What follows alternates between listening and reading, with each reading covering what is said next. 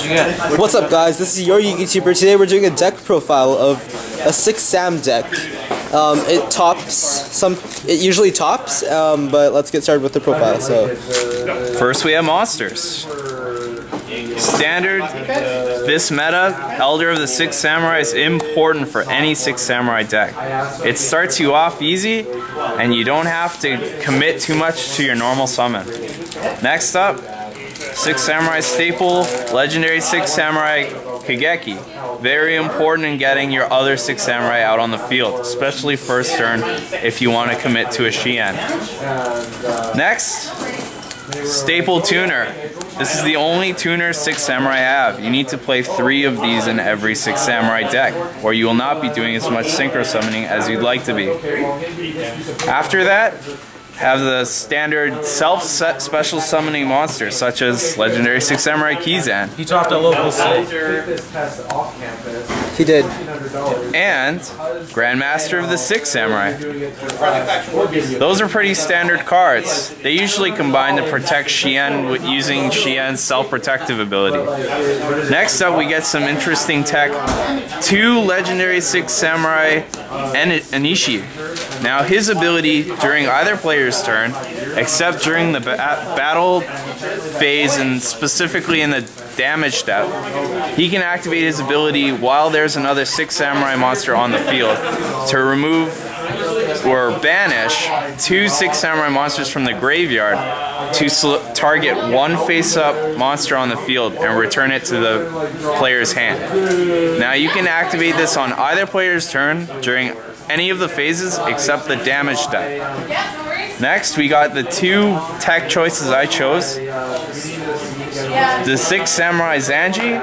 He has a great effect where if I control another Six Samurai monster and I attack, the monster that Zanji attacked will be destroyed even if it's sent to the graveyard.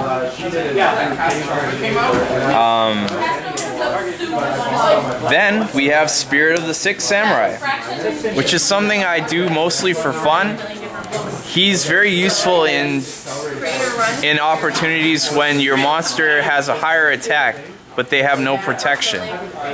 He can pump up Six Samurai Shien to 3,000 attack and can protect him from effects like Dark Hole or other destructive effects by substituting itself for his destruction. Next, we have spells. Staple, Gateway of the Six. This is limited for a reason. Insane plus potential with any of the monsters here. As long as you special summon or normal summon 2 in a row, you will be able to search for a Grandmaster or a Kizan and make plays based off that. Next, for this format, Six Samurai have to be fast, so they have to do something new. Asceticism of the Six Samurai. Very important for combining your monsters into more monsters. It's a plus in a way from the deck that is very much like Tour Guide, but it's still a -1 from the hand.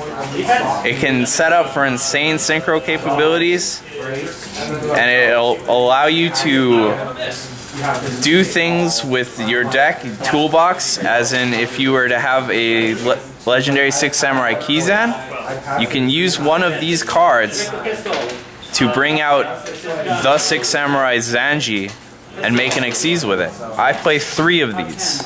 It's very important that you max those out. Then another Six Samurai staple, Six Samurai United. Now when Six Samurai United is on the field and you special summon or normal summon Six Samurai monsters, you will gain a counter for each. You then send it to the graveyard and draw a 2 card. It's the Pot of Greed, basically. It's the only way to recover losses made from minusing from making synchro and Xyz plays. Then we have the next Six Samurai staple, Shien's Smoke Signal. Now this is limited to 1, but it's still very potent in getting tech cards like Spirit of the Six Samurai and your tuner, Kageki, and Elder. Next we have Rhoda, which does the same thing but for a wider variety of your Six Samurai monsters up to level 4. Then we have such staples as Book of Moon, because Book of Moon is good.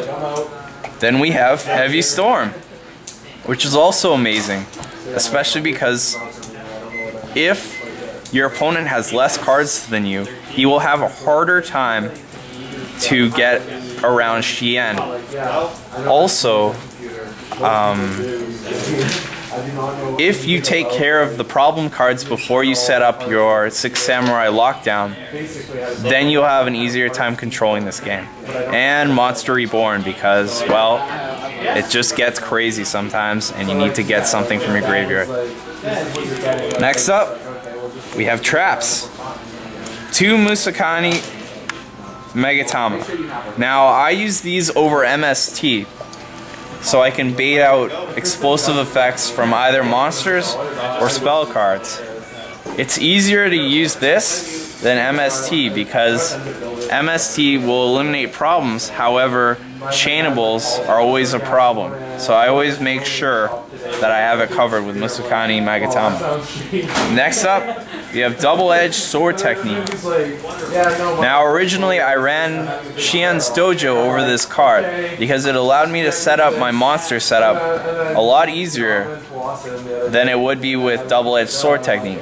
However, I've noticed over time that double-edged sword technique does have a place in this deck by setting up late game options and being able to recover more easily.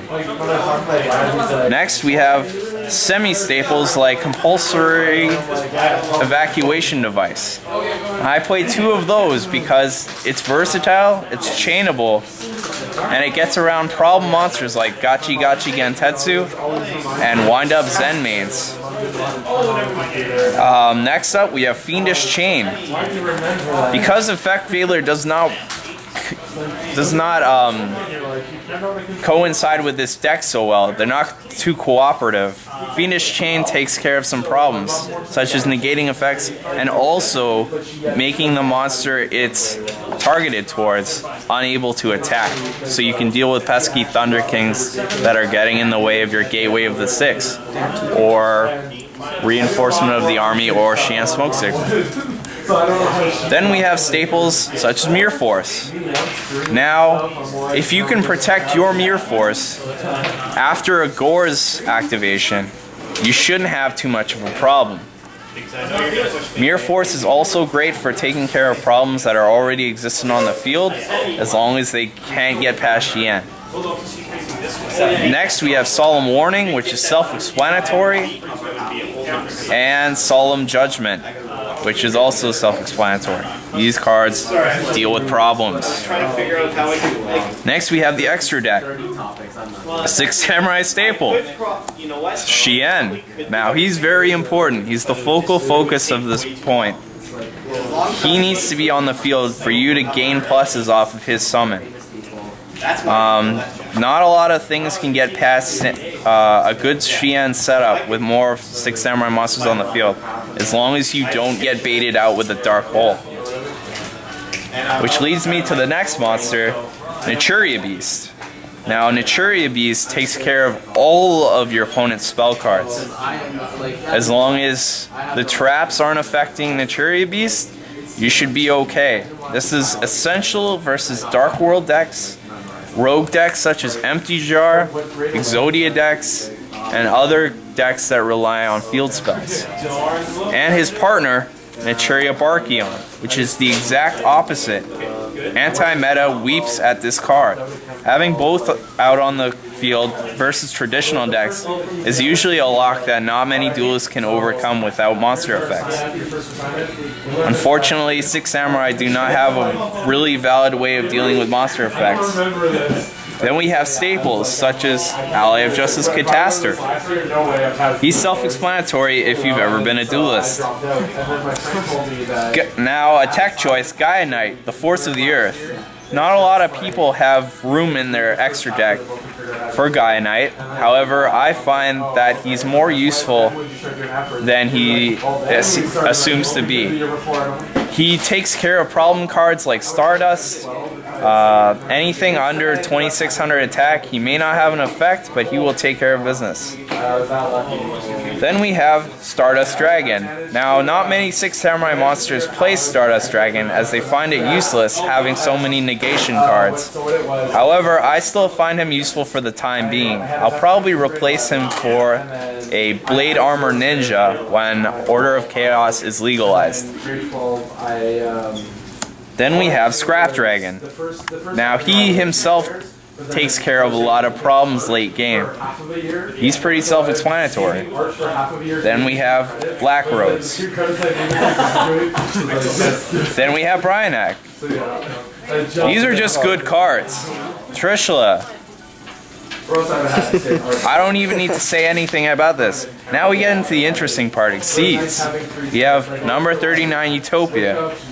Now when you use asceticism of the 6 Samurai on a level 4 monster, you will bring out another level 4 monster, which is amazing because then, instead of the monster being destroyed at the end phase, you can combine the two into number 39 Utopia, which is also good for when your opponent has higher attack points, but you want to keep your low attack monsters safe from threats such as Gaia Knight or Catastor or even Colossal Fighter. This also destroys Gladiator Beasts and other such decks. Then we have number 17 Leviathan Dragon. Sometimes when you play 6 Samurai decks, you will have a lot of useless level 3 monsters that you can summon, but you can't really make anything with. Before Xyzs were created, it was really hard to get around some of the effects and better monsters there were at the time. However, when Xyzs were released, you found these new ways to use these level 3 monsters you would otherwise not be able to use properly. Number 17 Leviathan Dragon has the advantage of becoming a 2500 attack beater on the fly. I will be replacing this with a Wind Up Zen Mains as I acquire it, perhaps today or very soon. Then we have this rank 5 Adris, Keeper of the Armageddon.